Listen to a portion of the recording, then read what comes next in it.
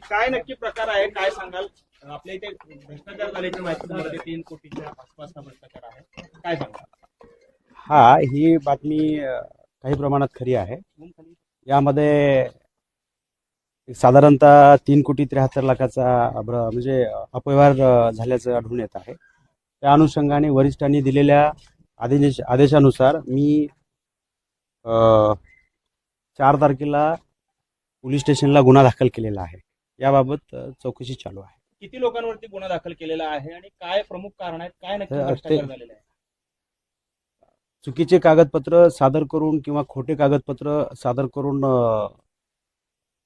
शासनाची योजना उचलल्याचा प्राथमिक दिसून येत आहे. आणि त्याच्यामध्ये आमच्या कार्यालयाचे 3 अधिकारी, नोंदणी अधिकारी आहेत, त्यांचं नाव आहे. त्याच्या अनुषंगानेच आम्ही गुन्हा दाखल केला. कोण कोण याची नावं आणि काय निलंबित केल्याचं देखील आपण काल आदेश हो, दिले. निलंबित केलेलं आहे. शासनाच्या आदेशाने त्यांना सोमवारीच निलंबित केलेलं आहे. तर यामध्ये राजपूत, पवार आणि सूर्यवंशी असे 3 अधिकारी आहेत. तर अजून या प्रकरणाची व्याप्ती वाढण्याची शक्यता आहे का? अजून प्रकरण जे आहे ते असू शकतात. आता या प्राथमिक लेवलला तर एवढाच आहे आणि अधिकाऱ्यांना सस्पेंड केलंय.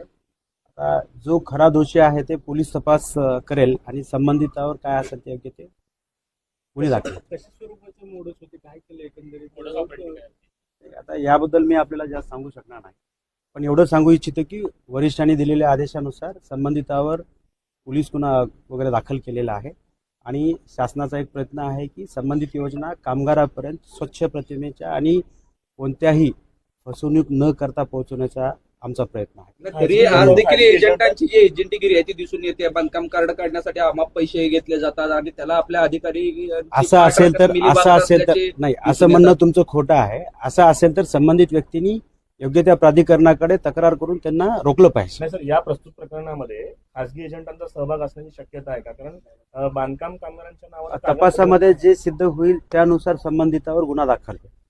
काही लोकांचे नावं आहेत ते आपल्याला समजतील. गुन्हा दाखल झालेला आहे, काय असेल ते सिद्ध होईल. कुठे गुन्हा दाखल झाला? सदर फौजदार चावडी पोलीस स्टेशनला गुन्हा दाखल झाला. थँक्यू.